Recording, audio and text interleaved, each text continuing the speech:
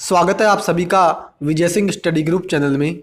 मैं विजय सिंह और फ्रेंड्स, आज हम एक विशेष चर्चा करने वाले हैं कि आखिर मूल अधिकार और निदेशक तत्वों के बीच अंतर क्या है। ठीक है, आपने भी मूल अधिकारों के बारे में पढ़ा होगा, निदेशक तत्वों के बारे में पढ़ा होगा, और अगर नहीं भी पढ़ा है तो मेरे चैनल पर अलग से मूल अधिकार मैंने करवा दिए हैं। निदेशक तत्वों के बारे में मैंने वहाँ डिटेल से डिस्कशन किया है। अगर आप नोट्स भी बनाना चाहते हैं इसी प्रकार से जैसे आज मैं चर्चा करने वाला हूँ, इसी प्रकार से मैं वहाँ पढ़ाता हूँ। ठीक है, तो अगर आप नोट्स भी बनाना चाहेंगे तो आप वहाँ आसानी से बना सकते हैं। और मित्रों, आप विश्वास करेंगे कि इतना डिटेल से मैंने वहाँ समझाया है। ठीक है, आप भूल नहीं पाओगे। मैं बार बार कहता हूँ कि हमें लेक्चर्स को सुनना चाहिए क्योंकि सुनने से हमें ज़्यादा याद होता है। ठीक है, तो और मैं ज़्यादा याद नहीं बोलूँगा क्योंकि आप अगर वहाँ जाकर के देखेंगे मेरे लेक्चर्स को तो आपको विश्वास हो ही जाएगा। और आप इस लेक्चर को अगर कंटिन्यू, यानी ये जो लेक्चर मैं आज डिस्कस कर रहा हूँ, अगर इसको भी आप पूरा सुनोगे ना तो भी आपको ये विश्वास हो जाएगा कि हाँ, मैं अच्छी तरह पढ़ाता हूँ या नहीं पढ़ाता हूँ। ठीक है, तो देखो, जितने भी नए व्यूअर्स हैं या जो भी अभी चैनल को सब्सक्राइब नहीं किए हैं, मैं उनसे कह रहा हूँ कि अभी तक आपने चैनल को सब्सक्राइब नहीं किया, आप ज़रूर से चैनल को सब्सक्राइब कर लें और पास के नोटिफिकेशन बेल के ऑल के बटन पर ज़रूर क्लिक करना ताकि मेरी सभी वीडियो का नोटिफिकेशन आपको मिलेगा। ठीक है फ्रेंड्स, तो देखो, मूल अधिकार और निदेशक तत्वों के बीच आखिर अंतर क्या है। पहली तो बात आप ये समझ लो, मूल अधिकार यानी फंडामेंटल राइट्स है। ऐसे अधिकार हैं जो हमारे व्यक्तित्व के समग्र विकास के लिए आवश्यक होते हैं, चाहे हम भौतिक विकास हो, मानसिक विकास हो, बौद्धिक विकास हो, शारीरिक विकास हो। ठीक है, तो उस विकास के लिए ये हमारे लिए इम्पोर्टेंट होते हैं। ठीक है, और निदेशक तत्व क्या हैं कि जब हम कानून बनाते हैं ना, चाहे राज्य सरकार हो या केंद्र सरकार, तो वो जब कानून बनाती है ना तो हमने प्रावधान किया संविधान के माध्यम से अनुच्छेद 35 से लेकर के 51 में कि क्या होगा कि अगर राज्य सरकार या केंद्र सरकार यानी चाहे विधानमंडल हो या संसद, अगर वो कानून बनाएगी तो इन कुछ सिद्धांत है। ठीक है, अनुच्छेद 35 से लेकर के 51 तक हमने समाजवादी, गांधीवादी, बौद्धिकवादी सिद्धांत हमने बताए हैं। तो उन सिद्धांतों का आप जो है ध्यान रखना ताकि हम एक लोक कल्याणकारी राज्य की स्थापना कर सके जिसमें समतामूलक और शोषण मुक्त समाज हो, सभी को गरिमामय जीवन की उपलब्धता हो, किसी के साथ असमानता ही नहीं हो, सामाजिक आर्थिक राजनीतिक न्याय सुनिश्चित हो सके। ठीक है, यही प्रावधान है। ठीक है, तो देखो, अब देखो हम चर्चा करें, देखो क्या है मूल अधिकार क्या है।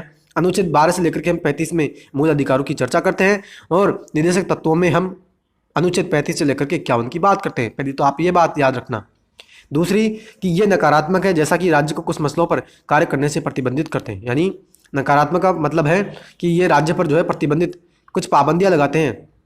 मूल अधिकार यानी जो सरकार है वो अपनी मनमानी नहीं कर सकती, यानी वो छीनना भी चाहे ना तो हमारे मूल अधिकारों को छीन नहीं सकती, बेशक वो संशोधन कर सकती है।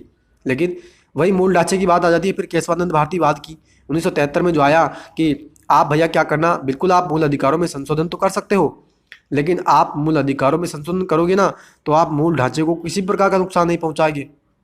ठीक है, मूल ढांचे को किसी भी प्रकार का नुकसान नहीं पहुंचना चाहिए। और जो मूल ढांचे की हमने बात की थी ना, वो संघीय व्यवस्था, जो हमारी संप्रभुता है, ठीक है, स्वतंत्रता, ये संघीय ढांचे में होते हैं और यही हमारी जो मूल ढांचा है उसके अंदर होते हैं। ठीक है, तो ये नकारात्मक है और ये सकारात्मक, राज्य को कुछ मसलों पर इनकी आवश्यकता होती है। यानी जो मैंने बात बताई थी ना कि राज्य अगर कानून बनाएगा तो इसको ध्यान में रखेगा, इन सिद्धांतों को। यानी जो हम बात करते हैं ना कौन सी, कि समान कार्य के लिए समान वेतन देगा राज्य। ठीक है, जो हम बात करते हैं किसकी, जो हम महिलाओं को जो प्रेगनेंसी के बाद हम जो उनको सहायता देते हैं, चाहे जननी शिशु सुरक्षा योजना की बात कर लो या प्रधानमंत्री मातृ वंदना योजना की, जो हम मैटरनिटी लीव देते हैं, तो ये सभी जो प्रावधान है ना मित्रों, ये नीति निदेशक तत्व ही तो हैं। इन्हीं के आधार पर तो राज्य हमें सेवाएं देते हैं। तो उसी की मैं बात कर रहा हूँ कि ये ऐसे प्रावधान है और ये हमारे अधिकार है। दूसरा, ये न्यायोचित होते हैं, इनके हनन पर न्यायालय द्वारा इन्हें लागू कराया जा सकता है। ये गैर न्यायोचित होते हैं, इनके कानूनी रूप से न्यायालय द्वारा लागू नहीं कराया जा सकता।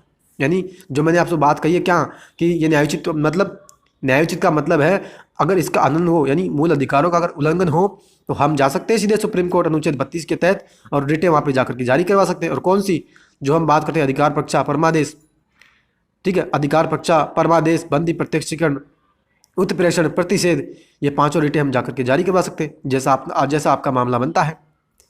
और अगर आप चाहें तो आप हाई कोर्ट भी जा सकते हैं अनुच्छेद 226 के तहत और वहां जाकर भी आप रिटें जारी करवा सकते हैं। लेकिन मित्रों, अगर निदेशक तत्वों का उल्लंघन होता है ना, यानी ये न्यायालय द्वारा लागू नहीं किया जा सकते। यानी अगर आप ये कहें कि हमें जो है किसी देश में, यानी हमें जो है भारत में या किसी राज्य में हमें समान कार्य के लिए समान वेतन नहीं मिल रहा, ठीक है, तो आप वहाँ नहीं जा सकते, सुप्रीम कोर्ट या हाई कोर्ट। क्लियर है। नेक्स्ट देखो, इनका उद्देश्य देश में लोकतांत्रिक राजनीतिक व्यवस्था स्थापित करना है और इनका उद्देश्य सामाजिक और आर्थिक लोकतंत्र की स्थापना। वही तो मैंने बात की कि समतामूलक और शोषण मुक्त समाज की स्थापना, जहाँ सामाजिक और आर्थिक राजनीतिक न्याय होगा। उसका मतलब है कि हम निदेशक तत्वों की बात कर रहे हैं और इसका मतलब है लोकतांत्रिक राजनीतिक व्यवस्था, मतलब सभी की उसमें भागीदारी है लोकतंत्र में। तो ये मूल अधिकार यही स्थापित करते हैं। नेक्स्ट देखो, ये कानूनी रूप से मान्य है और ये नैतिक और राजनीतिक मान्यता प्राप्त है। यानी कानूनी रूप से मान्य मतलब कानून के माध्यम से इनको मान्यता प्राप्त की है और इनका उल्लंघन भी होता है तो हम जब जाते हैं ना सुप्रीम कोर्ट और हाई कोर्ट, तो यही कानूनी रूप से मान्य है और ये राजनीतिक रूप से और नैतिक रूप से मान्य है। मतलब हम इनको लागू करवाने के लिए हाई कोर्ट और सुप्रीम कोर्ट नहीं जा सकते, यानी ये नैतिक है। नैतिक का मतलब ये नैतिकता के आधार पर निर्धारित है, राज्य इनका उपयोग करे और ना भी करे। ये कोई पाबंदी हमने नहीं लगाई राज्य के ऊपर। हमने यही तो कहा है कि आप जो है जब कानून बनाएं तो आप इन सिद्धांतों का ध्यान रखना ताकि सभी को समान अधिकार मिले, सभी को सामाजिक आर्थिक राजनीतिक न्याय मिले। असमानताएं उस देश में नहीं हो, उस राज्य में नहीं हो, सामाजिक आर्थिक राजनीतिक न्याय सभी को मिले। क्लियर है। नेक्स्ट देखो क्या कहता है, ये व्यक्तिगत कल्याण को प्रोत्साहन देते हैं, इस प्रकार ये व्यक्तिक है। यानी व्यक्तिगत कल्याण का मतलब ये पर्सनल अधिकार है। ठीक है, यानी एक व्यक्ति के अधिकार का यह उल्लंघन होता है तभी तो हम जाते हैं सुप्रीम कोर्ट या हाई कोर्ट। क्लियर।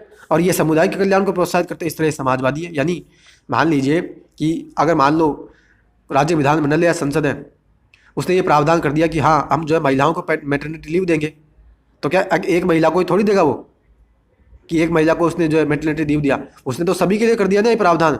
तो ये समुदाय का कल्याण किया यहाँ पे, उसने पूरे समुदाय को ये अधिकार दिया, समुदाय को उसने सुविधा दी। क्लियर है। तो इस कारण से ये समाजवादी है। ठीक है। नेक्स्ट देखो, इनको लागू करने के लिए विधान की आवश्यकता नहीं, ये स्वतः लागू है। वही तो मैंने बात की कि ये अपने आप ही लागू हो जाते हैं। और एक बात मैं आपको और बताऊं कि चाहे भारत में कैसी ही परिस्थिति क्यों ना आ जाए, चाहे आपातकाल लग जाए या राष्ट्रपति शासन या वित्तीय आपातकाल लग जाए, चाहे किसी भी प्रकार की, चाहे भूचाल आ जाए या प्रकृति में कोई महाप्रलय हो जाए, ठीक है, लेकिन ये जो अधिकार होते हैं ना, मूल अधिकार हमारे समाप्त नहीं होते। ठीक है।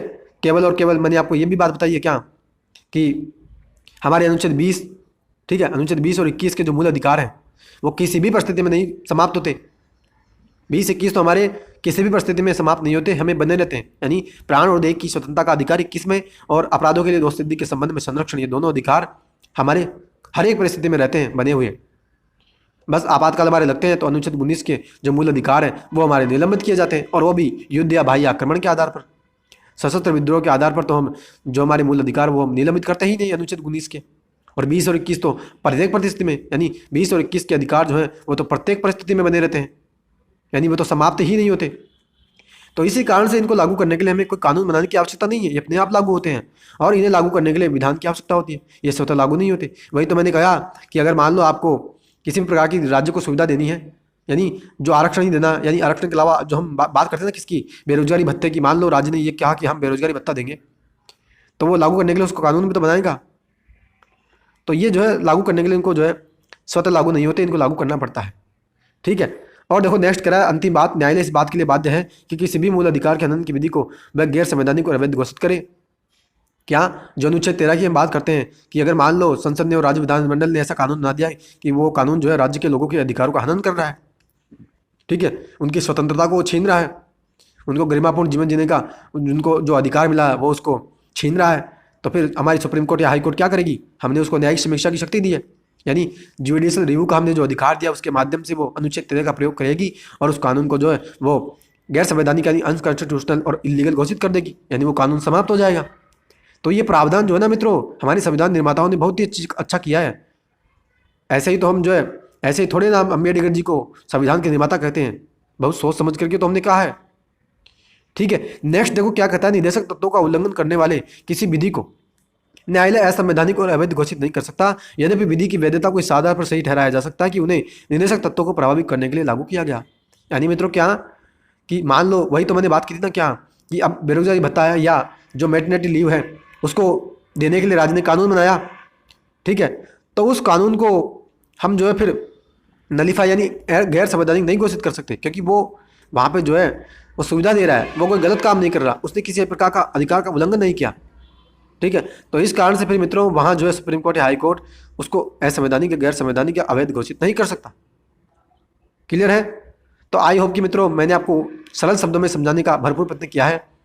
आशा करता हूँ कि आपको अच्छी तरह से समझ आया होगा। ठीक है, तो आप अपनी प्रतिक्रिया कमेंट बॉक्स में जरूर दीजिएगा कि कितना आपको समझ में आया। और मित्रों, मूल अधिकार और निर्देशक तत्वों के जो टॉपिक है, यानी मूल अधिकार और निर्देशक तत्वों से संबंधित टॉपिक मैं करवा चुका हूँ। मेरे चैनल पर अलग से प्लेलिस्ट डली हुई है, आप उसको जाकर के देख सकते हैं। इतना डिटेल से, यानी जितना मैंने आपको समझाया है ना, उससे कई गुना ही मैंने वहाँ समझाया होगा आपको। और एक एक यहाँ तो मैंने फिर भी थोड़ा, यानी यहाँ पे तो फिर भी कुछ अनुच्छेदी चर्चा में लिए हैं मैंने। वहाँ तो हर अनुच्छेद की, चाहे 14 की बात कर लो, 15 की बात कर लो, 16 की बात कर लो, 17 अस्पृश्यता के अंत की बात कर लो, 18 उपाधियों के अंत की बात कर लो, चाहे किस हमारा जो गरिमापूर्ण जीवन जीने का अधिकार है, ठीक है, चाहे 23-24 शोषण के विरुद्ध अधिकार की बात करो, तो ये सब भी मैंने वहाँ डिटेल से डिस्कशन किया है। इसलिए मैं कह रहा हूँ मित्रों, लेक्चर्स को जरूर सुनिएगा। ठीक है, आप अपनी प्रतिक्रिया कमेंट बॉक्स में जरूर दीजिएगा कि कितना आपको अच्छा लगा, कितना आपको समझ आया। ठीक है, और जरूर से चैनल को सब्सक्राइब कर लेना। सब्सक्राइब किए बिना मेरे वीडियो आपके पास नहीं पहुंचेगी, मैं इसलिए कह रहा हूँ आपको सब्सक्राइब करने के लिए। ठीक है, तो फ्रेंड्स, अब हम मिलेंगे अगले लेक्चर में और कोई नई वीडियो के साथ। वैसे हम इंडियन पॉलिटी की क्लासेज में तो मिलते ही हैं, लेकिन अलग से मैं आपके लिए लेक्चर्स भी लेकर के आता रहता हूँ। यानी जो शॉर्ट एंड स्वीट जो लेक्चर होते हैं ना, तो वो मैं आपके समक्ष लेकर के आता हूँ। ठीक है, और अलग से मैंने राजनीतिक शब्दावली से संबंधित एक प्लेलिस्ट भी बनाई हुई है, जहाँ मैं छोटे छोटे लेक्चर्स आपके समक्ष डिस्कस करता हूँ। ठीक है, तो उसी प्लेलिस्ट में ये वीडियो आपको अब आने वाले समय में मिल जाएगी। ठीक है, तो अब हम मिलते हैं अगले लेक्चर में। तब तक के लिए हैव अ नाइस डे। जय हिंद, जय भारत, वंदे मातरम।